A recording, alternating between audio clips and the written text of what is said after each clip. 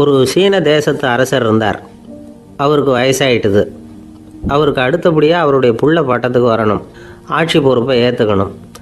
ஒரு நல்ல தலைவனுக்கு இருக்க வேண்டிய பண்புகள்லாம் தன்னுடைய மகனுக்கு இருக்கணும்னு விரும்பினார் அந்த அரசர். அதனால் இளவரசனை பக்கத்தில் இருந்த ஒரு குரு கிட்ட அனுப்புனார். இளவரசன் அவர்கிட்ட போய் சேர்ந்தான். அந்த குரு என்ன பண்ணார் தெரியுமா? இவனை பார்த்து சொன்னார், இதை பாருப்பா, நீ என்ன பண்ணுற, இப்போவே பக்கத்தில் இருக்கிற காட்டுக்கு போ, நடுக்காட்டில் போய் ஒரு இடத்துல உட்காந்துக்கோ. அங்கே என்னென்ன சத்தம்லாம் உன் காதில் விழுதுன்னு கவனித்து கேளு. உன் காதில் விழுந்த ஓசைகள் என்னென்னங்கிறத என்கிட்ட வந்து சொல்லு, அதுதான் எனக்கு தெரியணும், உனக்கு வேலையும் அதுதான் அப்படின்னு சொல்லி அனுப்பி வச்சுட்டார். இளவரசன் காட்டுக்கு போனான். குரு சொன்னபடியே ஒரு இடத்துல உட்காந்து கவனித்து கேட்டான். அதுக்கப்புறம் குருக்கிட்ட திரும்பி வந்தான். என்னென்ன சத்தம்லாம் கேட்ட அப்படின்னு கேட்டார் குரு. குருவே, காட்டில் நான் பறவைகள் சத்தம்லாம் கேட்டேன், மிருகங்களின் ஓசையையும் கேட்டேன், இதை தவிர இடி மின்னல் மழை இதுகளோட சத்தத்தையும் கேட்டேன் அப்படின்னா. குரு யோசனை பண்ணார், நீ இன்னமும் சரியாக கேட்கல, அதனால் மறுபடியும் காட்டுக்கு போ, கொஞ்ச நாள் தங்கியிருந்து கேட்டுட்டு வா அப்படின்னார். இளவரசனுக்கு ஒன்றும் புரியல. இருந்தாலும் குருவின் கட்டளையாச்சே, மறுக்க முடியுமா? உடனே அவன் மறுபடியும் காட்டுக்கு போனான். ஒரு இடத்துல உட்காந்தான். கொஞ்ச நேரம் உன்னிப்பாக கவனித்து கேட்டான். சில நாள் கழித்து குருக்கிட்ட திரும்பி வந்தான். குருவே, இந்த தடவை சில துல்லியமான சத்தங்களை எல்லாம் கேட்டான். தேனி பறக்கிற சத்தம், நீரோடையின் மெல்லிய ஓசை, இதெல்லாம் கேட்டேன்னா. குரு சிரித்தார். நீ மறுபடியும் காட்டுக்கு போ, இன்னும் சில நாள் அங்கே இரு, முழுமையாக கவனமாக கேட்டுக்கிட்டு வா அப்படின்னு சொல்லி அனுப்பி வச்சுட்டார். இளவரசனுக்கு குழப்பம் அதிகமாயிட்டுது. ஒன்றுமே புரியல. மறுபடியும் காட்டுக்கு போனான். மௌனமாக ஒரு இடத்துல உட்காந்துட்டான். அப்படியே தியானத்தில் ஆழ்ந்துட்டான். சில நாளில் அவனுக்கு இதுவரை கேட்காத ஓசைகள்லாம் கேட்க ஆரம்பிச்சிட்டுது. இதைத்தான் நான் கேட்கணும்னு என்னுடைய குரு எதிர்பார்த்துருக்கிறாருங்கிறத புரிஞ்சுக்கிட்டான். உடனே குருக்கிட்ட ஓடனான். குருவே, இந்த தடவை காதுகளுக்கு கேட்க முடியாத சில ஓசைகளை கூட என்னால் உணர முடிஞ்சுது. பூ மலருகிற ஓசை, சூரியனால் பூமி சூடாகிறப்போ எழுகிற ஓசை, காலை பனித்துளி இந்த புல்லுலாம் குடிக்கிற ஓசை, இது எல்லாம் என்னால் நல்லா கேட்க முடிஞ்சுது அப்படின்னா. குருவுக்கு இப்போ தான் திருப்தி ஏற்பட்டு தான். இளவரசனை பார்த்து சொன்னார், இதை பாருப்பா, இப்போ தான் நாட்டை ஆளுகிற தகுதி உனக்கு வந்திருக்குது அப்படின்னு சொல்லி அதுக்கு விளக்கமும் கொடுத்தாராம். எந்த அரசன் தன்னுடைய மக்களின் இதயம் பேசுகிற மௌன மொழியை, மௌன வார்த்தைகளை கேட்குறானோ அவன்தான் ஆள தகுதி உள்ளவன். எந்த அரசன் தன்னுடைய மக்களின் உணர்ச்சிகளை உண்மையாக உணர்றானோ அவன்தான் முதன்மையான அரசன். போலி வார்த்தைகளை மட்டும் கேட்டுட்டு பல மௌன ராகங்களை காதில் வாங்கிக்காதவன் அரசனே இல்லை. எந்த நாட்டில் எப்போ ஒரு அரசன் தன்னுடைய மக்களின் உணர்ச்சிகளை கேட்க மறுக்கிறானோ அன்னையிலேருந்தே அந்த நாடு அழிய தொடங்குது அப்படின்னு அர்த்தம். இதுதான் அந்த குரு இளவரசனுக்கு போதிச்சது. வாயால் பேசுகிறத மட்டும் கேட்டு ஏமாறக்கூடாது, உணர்ச்சிகளையும் கேட்கறதுல தான் மனப்பக்குவம் உண்டாகும். மக்கள் உணர்ச்சிகளை புரிந்து கொள்ளாத அரசர்கள் நீடிச்சிருக்க முடியாது. அது மாதிரி நாடுகளில் அடிக்கடி குழப்பம் தான் உண்டாகும். அப்படி இருந்தால் அடிக்கடி ஆட்சி மாறிக்கிட்டு இருக்கும். அப்படிப்பட்ட ஒரு தேசம், அங்கே ஒரு சிறைச்சாலையில் 3 கைதிகள் பேசிக்கிட்டு இருந்தாங்க. ஒருத்தன் சொன்னான், நான் இந்த நாட்டு ராஜாவை எதிர்த்து பேசிக்கிட்டு இருந்தேன், அதனால் என்னை பிடிச்சி கொண்டாந்து இங்கே போட்டுட்டாங்க அப்படின்னா ஒருத்தன். இன்னொருத்தன் சொன்னான், நான் இந்த நாட்டு ராஜாவை ஆதரித்து பேசிக்கிட்டு இருந்தேன், அதனால் என்னை பிடிச்சி கொண்டாந்து இங்கே தள்ளிவிட்டாங்க அப்படின்னா. அது சரி, நீ என்ன தப்பு பண்ண அப்படின்னு சொல்லி 3வது ஆளை பார்த்து இவங்க கேட்டாங்க. அதுக்கு அந்த ஆள் சொல்கிறான், நான் தான் இந்த நாட்டு ராஜா அப்படின்னானா. திபேத் நாட்டில் புத்த மடாலயங்கள் நிறைய உண்டு. அதுக்கு ஒரு தலைமையகமும் உண்டு. அது இந்த திபேத் தலைநகரம் லாசாவில் இருக்குது. ரொம்ப காலத்துக்கு அப்பால் அதை பற்றியெல்லாம் நிறைய விவரங்கள் எழுதி வச்சிருக்கிறாங்க. அது இப்போவும் நமக்கு கிடைக்குது. அதாவது ரொம்ப தூரத்துக்கு அந்தாண்ட மலைகளுக்கு நடுவில் ஒரு கிளை மடாலயம். அந்த மடத்தின் தலைவருக்கு வயசாயிட்டு தான். அதனால் தலைமை பொறுப்பை வேற ஒருத்தர்கிட்ட ஒப்படைக்கலாம் அப்படின்னு முடிவு பண்ணாராம். உடனே ஒரு லாமாவை கூப்பிட்டார். அவர் மூலமாக தலைமை மடாலயத்துக்கு செய்தி அனுப்புனார், பொருத்தமான வாரிசு ஒருத்தரை அனுப்பி வைக்கும்படியாக. அந்த வாலிப லாமா புறப்பட்டார். காடு மேடெல்லாம் நடந்து போகிறார். ரொம்ப நாள் கழித்து தலைமை பீடத்தை அடைஞ்சார். தலைமை குரு கிட்ட விவரத்தை சொன்னார். தகுதியான ஒருத்தரை அனுப்பி வச்சா அழைச்சிட்டு போகிறேன் அப்படின்னார். சரி, நாளைக்கு காலையில் நீங்கள் அவங்க எல்லாரையும் அழைச்சிட்டு போகலாம்னார் அவர். அவங்க எல்லாரையுமா? அங்கே தேவைப்படுறது ஒருத்தர் தானே அப்படின்னார் இவர். ஆமான்னார். அப்புறம் ஏன் எல்லாரையும் அழைச்சிட்டு போக சொல்கிறீங்கன்னார். அது இப்போ உனக்கு புரியாது. நான் ஒரு 100 பிக்குகளை அனுப்புகிறேன், அதாவது பிட்சுகளை. அவ்வளவு பேரையும் அங்கே வச்சு சமாளிக்க முடியாது அப்படின்னாரு இவர். இருந்தாலும் இப்போ அந்த தலைமை குரு என்ன சொன்னார்னா, அதை பற்றி கவலைப்படாத, நான் 100 பேரை அனுப்புகிறேன், அதில் 99 பேர் வழியிலேயே காணாமல் போடுவாங்க, ஒருத்தன் மட்டும்தான் வருவான், அவனும் அங்கே வந்து சேர்ந்துட்டான்னா நீ ரொம்ப கொடுத்து வச்சவன் அப்படின்னார். இவருக்கு ஒன்றும் புரியல. இருந்தாலும் மறுநாள் அந்த வாலிபல் 100 பேரை அழைச்சிக்கிட்டு புறப்பட்டார். போகிற வழியிலேயே பல பேர் அங்கங்கே பிச்சுக்கிட்டு போயிட்டாங்க. அவர் சொன்னது மாதிரியே வழியில் அவங்க ஊர்கள் இருந்தது தான் காரணம். அப்பா அம்மாவை பார்த்துட்டு வரேன் அப்படின்னு கொஞ்சம் பேர் போனாங்க, சொந்த பந்தத்தை பார்த்துட்டு வரேன் அப்படின்னு கொஞ்சம் பேர். ஒரு வாரம் ஆச்சு. இப்போ மிஞ்சினது 10 பேர் தான். வழியில் ஒரு நகரம், அங்கே சில பிட்சுக்கள் வந்து சந்திச்சாங்க. எங்கள் மடத்து தலைவர் இறந்துட்டார், உங்களில் யாராவது ஒருத்தர் எங்களுக்கு தலைவராக முடியுமா அப்படின்னு கேட்டாங்க. 10 பேரும் தயார். அதில் ஒருத்தரை அழைச்சிட்டு அவங்க போயிட்டாங்க. இன்னொரு ஊரில் சில பேர் வந்தாங்க, வழி மறிச்சாங்க. நில்லுங்க, எங்கள் மன்னர் மகளுக்கு திருமணம், அதை நடத்தி வைக்க 3 லாமாக்கள் தேவை அப்படின்னாங்க. இப்படி கொஞ்சம் கொஞ்சமாக எல்லாரும் காலி. கடைசியில் 2 பேரும் மிஞ்சினாங்க.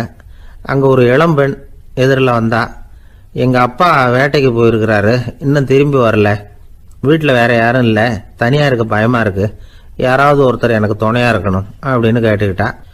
எங்கள் 2 பேரில் நீயே ஒருத்தரை தேர்ந்தெடுத்துக்கோ, இல்லைன்னா எங்களுக்குள்ள சண்டை வந்துடும் அப்படின்னாங்க. இப்போ மிஞ்சினவர் ஒருத்தர், அவருக்கும் ஒரு சோதனை வந்தது. ஒரு தர்க்கவாதி எதிரில் வந்தான், உன்னோட வாதம் பண்ணணும்னா.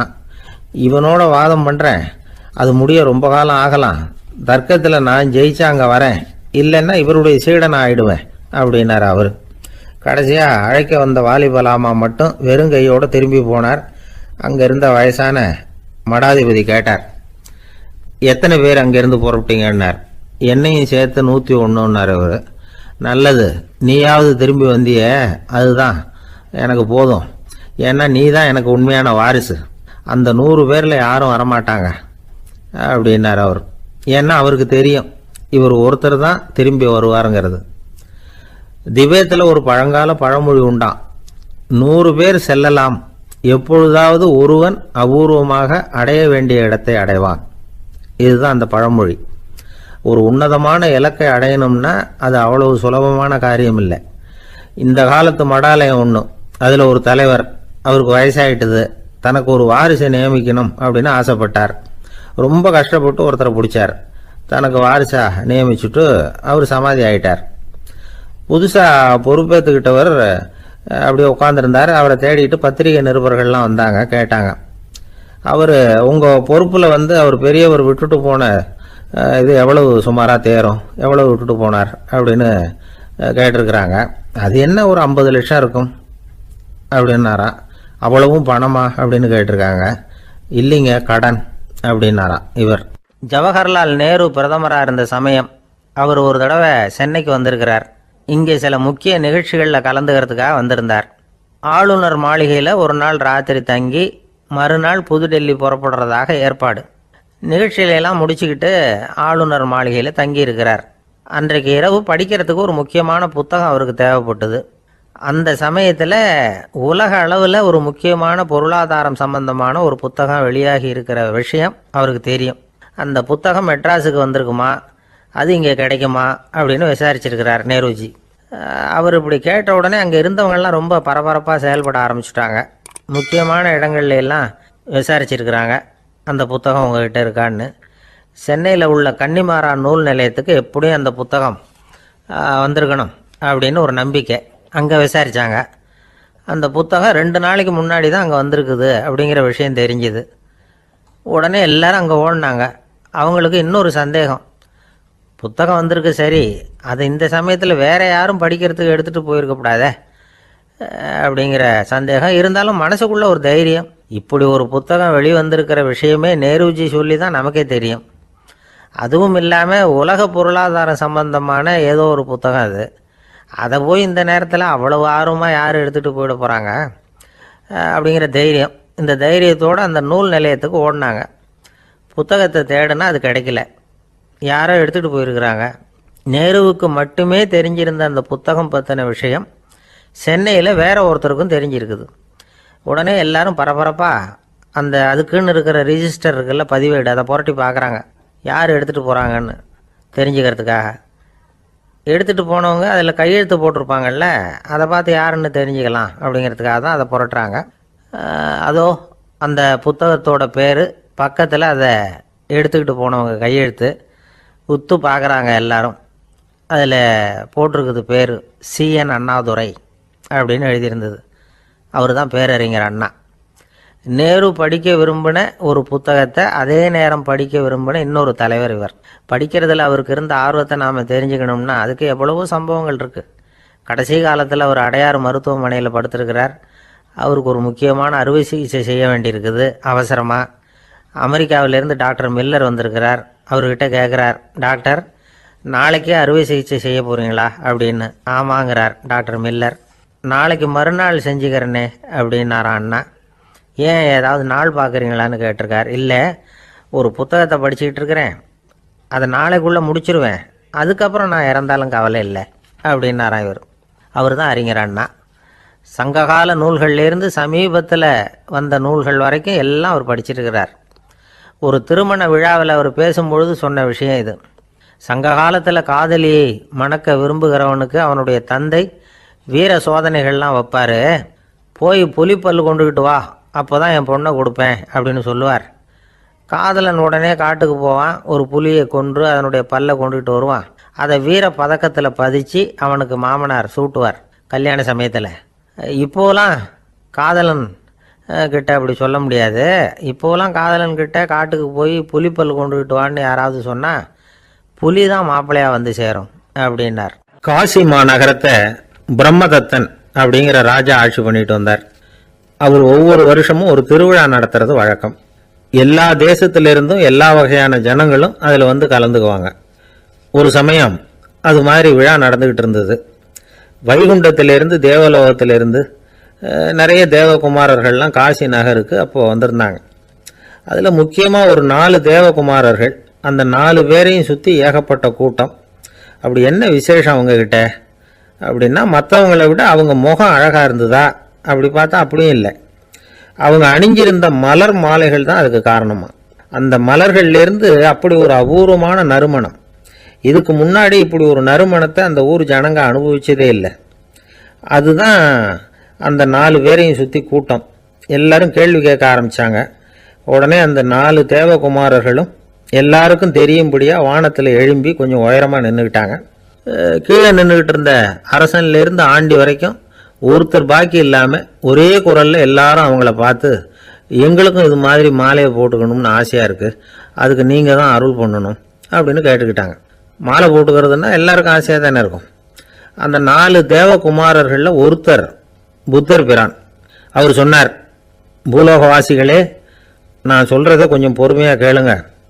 கக்காரு அப்படிங்கிற கற்பக விருஷத்தின் மலர்களால் தொடுக்கப்பட்டது இந்த மாலை. இதுக்கு நிறைய சக்தி உண்டு. எந்த காலமும் இது வாடாது, வாசனையும் குறையாது. ஆனால் இதை அணிந்து கொள்றதுக்கு சில தகுதிகள் தேவை அப்படின்னார். என்ன தகுதி அது சொல்லுங்களேன் அப்படின்னு ஏக காலத்தில் எல்லாரும் சத்தம் போட்டாங்க. தீய இயல்புகள் உள்ளவங்க, இழிந்த சிந்தனை, இழிந்த செயல் உள்ளவங்க இந்த மாலையை அணிய முடியாது அப்படின்னார். அவ்வளோதான். கூட்டத்தில் சத்தம் போட்டவங்கள்லாம் மெதுவாக அப்படி அடங்க ஆரம்பிச்சிட்டாங்க. இன்னொரு தேவகுமாரன் சொன்னார், அடுத்தவங்க பொருளை அபகரிக்காதவன், அடுத்தவங்களுக்கு கெடுதல் பண்ணக்கூடிய பொய் பேசாதவன், பேராசையினால் கெட்ட வழியில் பொருள் ஈட்ட நினைக்காதவன் இந்த மாலையை போட்டுக்கலாம் அப்படின்னார். கூட்டத்திலிருந்து யாரும் முன்னுக்கு வரல. ஒரே ஒரு ராஜகுரு மட்டும் கொஞ்சம் முன்னாடி வந்தார். பெரியவர், படித்தவர். அவர், எனக்கு தகுதி இருக்குது அந்த மாலையை போட்டுக்கிறதுக்கு அப்படின்னார்.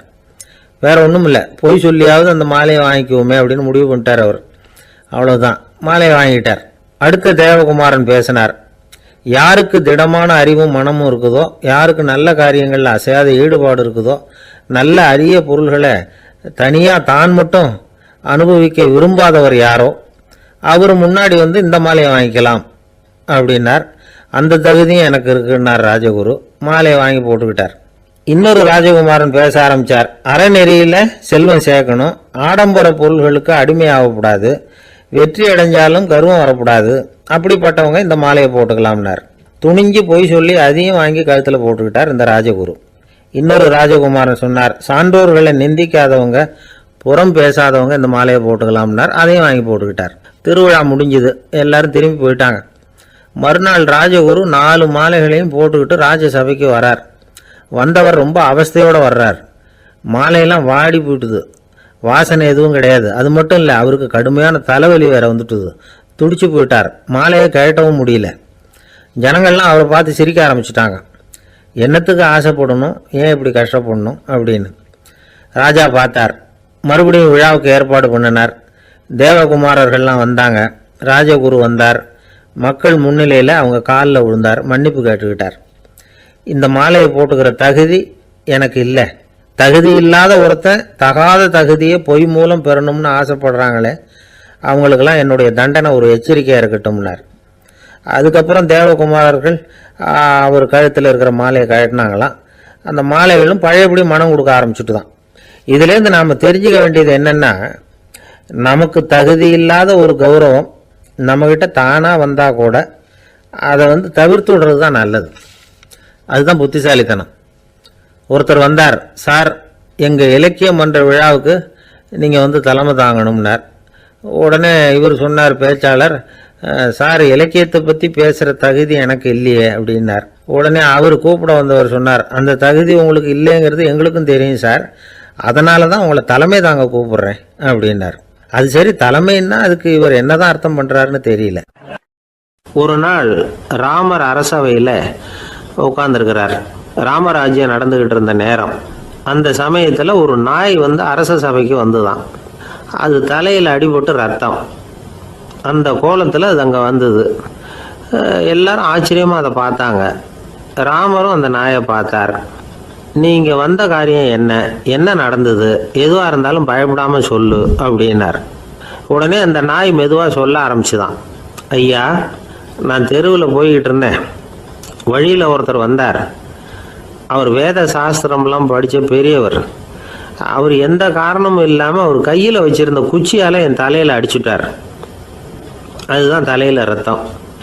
இதை நீங்கள் விசாரித்து தகுந்த தீர்ப்பு வழங்கணும் அப்படின்னு தான் அந்த நாய். ராமர் பார்த்தார். உடனே தன்னுடைய காவலர்களை அனுப்புனார்.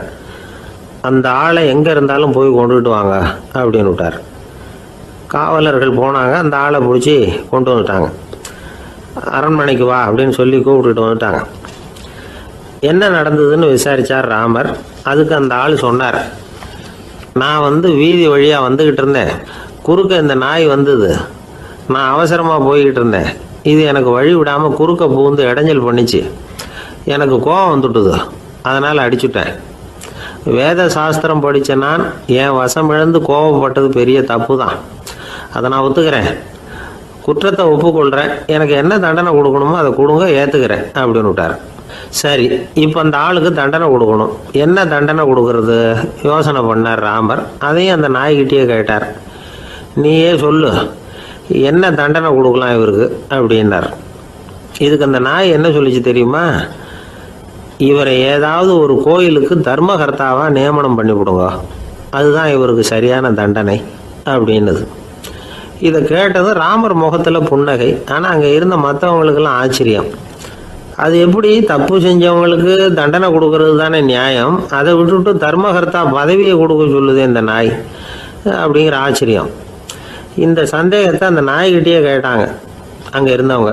இதுக்கு அந்த நாய் பதில் சொல்லிச்சான். நான் போன பிறவியில் ஒரு கோயிலுக்கு தர்மகர்த்தாவாக இருந்தேன். எவ்வளவோ கவனமாக எச்சரிக்கையாக தான் என்னுடைய கடமைகளை எல்லாம் செஞ்சுக்கிட்டு வந்தேன். அப்படி இருந்தாலும் சில சமயங்களில் என்னையும் மீறி கோயில் செல்வத்தை நான் அனுபவிக்கிறதுக்கு காரணம் ஆயிட்டேன். ஒரு கோவிலுக்கு தர்மகர்த்தாவாக இருக்கிறவங்க எப்படியும் இந்த பாவத்திலேருந்து தப்பிக்கிறது கஷ்டம். அதனால தான் நான் இந்த பிறவியில் நாயாக பிறந்து இப்படி கஷ்டப்படுறேன்.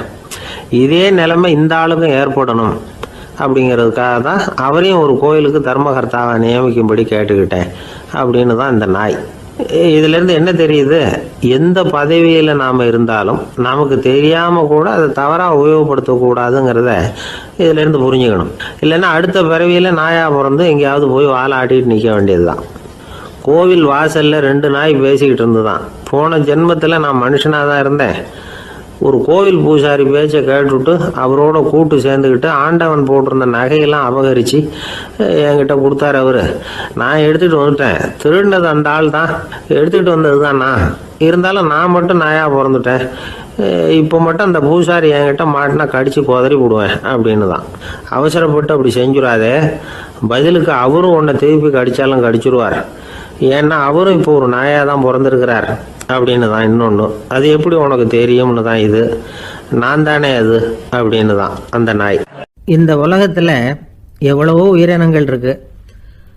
ஒவ்வொன்றும் ஒவ்வொரு விதமாக சண்டை போடுது. இப்போ 2 மாடு சண்டை போட்டுக்குதுன்னு வச்சுங்க, என்ன பண்ணும்? 2 முட்டிக்கும். அதுக்கு சண்டை போடுறதுக்கு ஆயுதமாக உபயோகப்படுறது அதோட கொம்பு.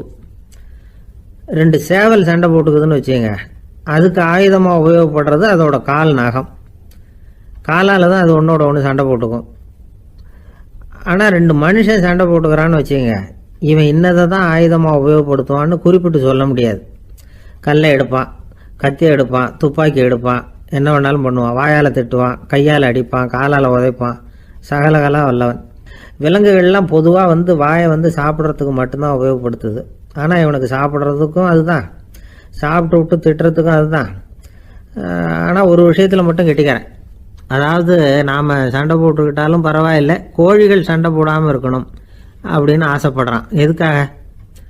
கோழிகள் சண்டை போடாமல் இருந்தால் நிறைய முட்டைகள் போடுமா, அதுக்காக தான் இந்த அக்கறை. கோழி பண்ணை வச்சிருக்கிறவங்களுக்கு இது ஒரு பெரிய பிரச்சனை.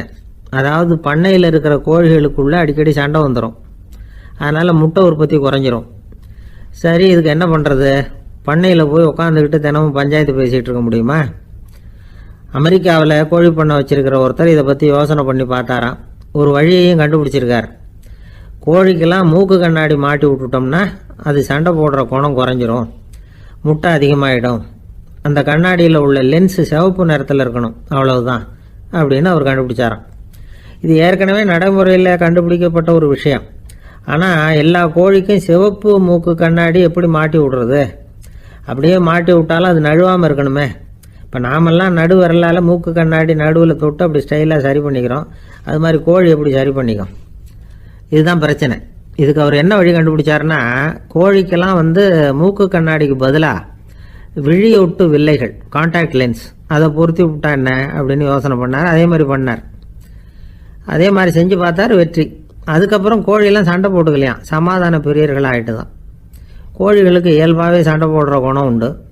ஆனால் அதோட கண்ணுக்கு பார்க்குற பொருள்லாம் ரோஜா நிறத்துலையோ அல்லது இன்னும் சொல்லப்போனால் அழுத்தமான சிவப்பு நிறத்துலையோ தெரிஞ்சதுன்னா சண்டை போடுற குணம் குறைஞ்சிருதான். அந்த சமயத்தில் அது அதிகமாகவும் முட்டையிட ஆரம்பிச்சுடுதான். அதே நேரத்தில் இறை எடுக்கிறத கூட குறைச்சிக்குதான். இது ஏன் இப்படி பண்ணுதுங்கிறது விஞ்ஞானிகளுக்கு இன்னமும் புரியலையா. எப்படியோ அமெரிக்க கோழிகள்லாம் கான்டாக்ட் லென்ஸ் பொருத்திக்க ஆரம்பித்தாச்சு. கோழி கழுத்தை பிடிச்சிக்கிட்டு ஒரு சில வினாடிகளில் அதை பொருத்தி விட்றாங்களாம். கோழியோட ஆயுள் பூரா அது அப்படியே இருக்குமா. பண்ணையில் முட்டை உற்பத்தி குறைஞ்சா இது மாதிரி விஞ்ஞானபூர்வமாக பரிகாரம் தேடுறது தான் நல்லது. நமக்கு வேண்டியப்பட்ட ஒருத்தர், அவர் ஒரு கோழி பண்ணை வச்சுருந்தார். அந்த பண்ணையில் பாதி கோழி திடீர்னு செத்து போச்சு. உடனே ஒரு கால்நடை மருத்துவர்கிட்ட போக வேண்டியது தானே. அங்கே போகல, உள்ளூரில் மந்திரம் பண்ணிகிட்டு இருந்த ஒரு சாமியார்கிட்ட போனார். அவர் காலில் விழுந்தார். சாமி, என் பண்ணையில் பாதி கோழி செத்து போட்டுதுன்னார். சாமியார் யோசனை பண்ணார். சரி, பண்ணையில் வாசப்படி கிழக்கு பக்கமாக வச்சுருக்கியா மேற்கு பக்கமாக வச்சுருக்கியான்னு கேட்டார். கிழக்கு பக்கமாக இருக்குன்னார் அவர். அதுதான் தப்பு, மேற்கு பக்கமாக அதை மாற்று, சரியாக போடும்னாராம். அதே போல் இவர் போய் மாற்றிவிட்டார். அப்பவும் பாதி செத்து போச்சு. மறுபடியும் சொன்னார், சாமி மறுபடியும் பாதி கோழி செத்து போட்டுதேன்னார். சரி, கூரை எப்படி போட்டிருக்க, ஓடு போட்டிருக்கியா இல்லை கீத்து போட்டிருக்கியான்னார். ஓடு போட்டிருக்கேன்னாராம் அவர். அதுதான் தப்பு, கீத்து போட்டுரும், சரியாக போடும்னாராம். சரின்னு போய் அதையும் மாற்றி பார்த்தார். மறுபடியும் போயிட்டுது, கோழி செத்து போச்சு. வந்தார், மறுபடியும் பாதி செத்து போச்சு சாமின்னு வந்தார். இவரும் யோசனையை மாற்றி மாற்றி சொல்லிகிட்டே இருக்கிறார். இப்படி அவரும் மாற்றி மாற்றி பார்த்தார். 6வது தடவையாக அவரை தேடிட்டு வந்தார். அந்த சமயத்தில் இவர் ரொம்ப தீவிரமாக யோசனை பண்ணி பார்த்துட்டு, அது சரிப்பா, நீயும் என்கிட்ட சளைக்காமல் வந்துக்கிட்டு இருக்கிற, நானும் யோசனை சொல்லிகிட்டு இருக்கேன். இப்போவும் உங்ககிட்ட சொல்கிறதுக்கு என்கிட்ட யோசனை நிறையா இருக்குது. ஆனால் சோதிக்கிறதுக்கு உங்ககிட்ட கோழி இல்லையே, என்ன பண்ணுறது அப்படின்னாராம் இவர். கங்கை கரை தோட்டம் பக்கத்தில் ஒரு ஆசிரமம். அங்கே ஒரு பெரியவர் தங்கி இருக்கிறார். அவர் தான் ராமகிருஷ்ண பரமஹம்சர். அந்த ஆசிரமம் இருந்த இடம் கரக்பூர். வங்காளத்தில் பொதுவாக எல்லாரும் மீன் சாப்பிட்றது உண்டு. கங்கையில் குளிச்சுட்டு கையில் ஒரு மீனோடு வர்றது வழக்கம். இவர் இருக்கிற இடத்துக்கு கங்கையில் படகு வழியாக வரணும். அப்படி தான் எல்லோரும் வருவாங்க. வர்றவங்கள ஒன்று கூட்டி ஆன்மீக விஷயங்களை பற்றி பேசிக்கிட்டு இருப்பார். ஒவ்வொரு நாள் ஒவ்வொருத்தர் நகரத்துக்கு போகணும். வரும்பொழுது மீன் கொண்டுக்கிட்டு வரணும். அதுக்கு ஒரு அட்டவணையே உண்டு ஆசிரமத்தில். அது பிரகாரம் ஒரு நாள் சுவாமி யோகானந்தர் படகில் போனார். படகை செலுத்தினவங்க ராமகிருஷ்ணரையும் சுவாமி யோகானந்தரையும் மற்றவங்களையும் பித்தர்கள் அப்படின்னு சொல்லி ஏளனமாக பேசினாங்க. அவங்க என்ன பைத்தியம் பிடிச்சவங்க அப்படிங்கிறது மாதிரி. சுவாமி யோகானந்தருக்கு ரொம்ப மென்மையான இதயம். இவங்க இப்படி கண்ணாபின்னான்னு பேசுகிறத பார்த்தா மீனை வாங்கிட்டு திரும்புகிறப்போ என்ன நடக்குமோ அப்படிங்கிற பயம் வேறு வந்துட்டுது அவருக்கு. அவ்வளவு மென்மையானவர். இதை தெரிஞ்சுக்கிட்ட ராமகிருஷ்ணர், யோகானந்தா இங்கே வா அப்படின்னு கூப்பிட்டார். இவர் கண்ணீரை தொடச்சிக்கிட்டே கிட்ட போனார். சொன்னார், ஐயா, படகு ஓட்டுறவங்க உங்களை பற்றி மோசமாக பேசுகிறாங்க. என்ன திட்டினா பரவாயில்ல, ஆனால் உங்களை அவங்க திட்டுறாங்க. அதை என்னால் தாங்கிக்க முடியல அப்படின்னார். இதை கேட்டதும் ராமகிருஷ்ணருக்கு கோபம் வந்துட்டு தான். என்னது, உன்னுடைய குருவை பற்றி அவங்க மோசமாக பேசும்பொழுது நீ சும்மா இருந்தியா? வெளியில் போ அப்படின்னு விட்டார். குரு நிந்தனை செய்கிறப்போ அதை கேட்டுக்கிட்டு சும்மா இருக்கலாமா? குரு நிந்தனையை கேட்டால் பாவம் இல்லையா? என்னை தூற்றும் போது அவங்க பாவம் செய்கிறாங்க. அதை கேட்டுக்கிட்டு நீ சும்மா இருந்தால் நீயும் பாவம் செய்கிற அப்படின்னாராம். அடுத்த நாள் சுவாமி நிரஞ்சனானந்தர் போக வேண்டிய நாள். இவர் படகுல போகும்பொழுதும் அதே மாதிரி நடந்து தான். அவங்க மோசமாக பேச ஆரம்பித்தாங்க, திட்ட ஆரம்பித்தாங்க. அப்படி கேலி பண்ண ஒருத்தனை இவர் என்ன பண்ணார், பலார்னு கன்னத்தில் அரைஞ்சிட்டார். இன்னொருத்தனை கங்கையில் தூக்கி எறியறதுக்கும் தயாராகிட்டார். அதுக்கப்புறம் அவங்க யாரும் வாயை திறக்கலை. மீன் வாங்கிட்டு வர்றப்பவும் படகுல ஒரே அமைதி. அவ்வளவு பயம் அவங்களுக்கு. ராமகிருஷ்ணர் கூப்பிட்டு விசாரித்தார் என்ன நடந்ததுன்னு. இவர் சொன்னார், அவர் யோகானந்தா போகும்பொழுது என்ன நடந்ததோ அப்படியே தான் இப்போவும் நடந்தது. குரு நிந்தனை செய்கிறத கேட்டுக்கிட்டு நான் சும்மா இருப்பேனா?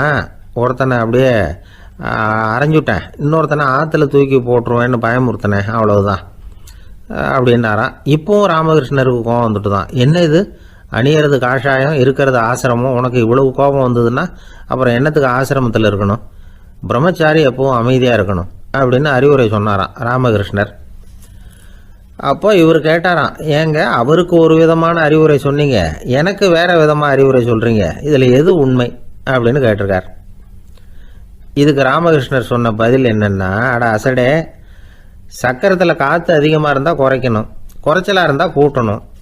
அவன் சாது, அவனுக்கு அதிக உணர்ச்சி தேவை, உனக்கு படபடப்பு அதிகம், உனக்கு பொறுமை தேவை அப்படின்னாராம். இதில் உள்ள கருத்து என்னென்னா, கல்விங்கிறது எப்படின்னா அதை சூழ்நிலைக்கு தகுந்த மாதிரி கற்பிக்கணும். எல்லாருக்கும் ஒரே மாதிரி கற்பிக்கக்கூடாது. கேட்குற ஒரு தகுதி, புரிஞ்சுக்கிற திறமை, இதை பொறுத்து கல்வி அமையணும். ஆரம்ப காலத்தில் ஒரு குரு, அப்போ ஒரு சீடன் இருந்தான். அது வேடிக்கையான குரு, வேடிக்கையான சீடன். ஒரு ஆசிரமம்.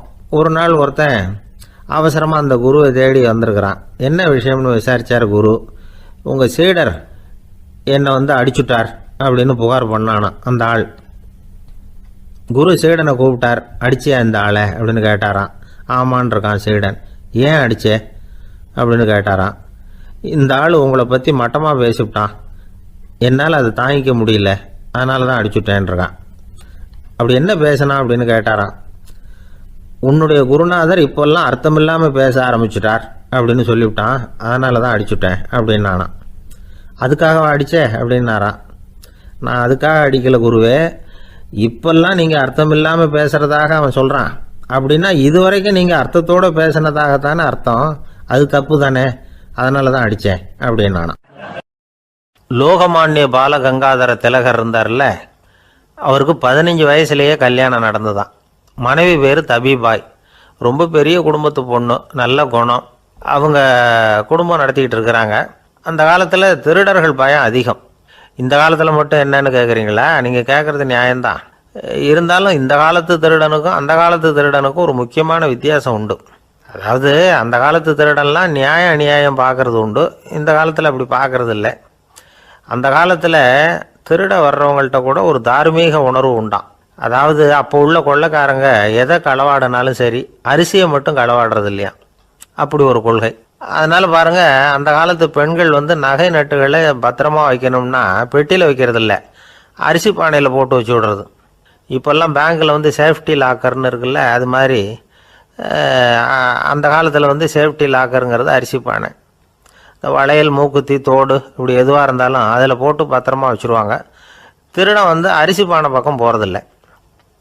ஏன்னா சாப்பிட்ற விஷயத்தில் கை வைக்கக்கூடாது, அது பாவம் அப்படின்னு அவன் நினைக்கிறான்.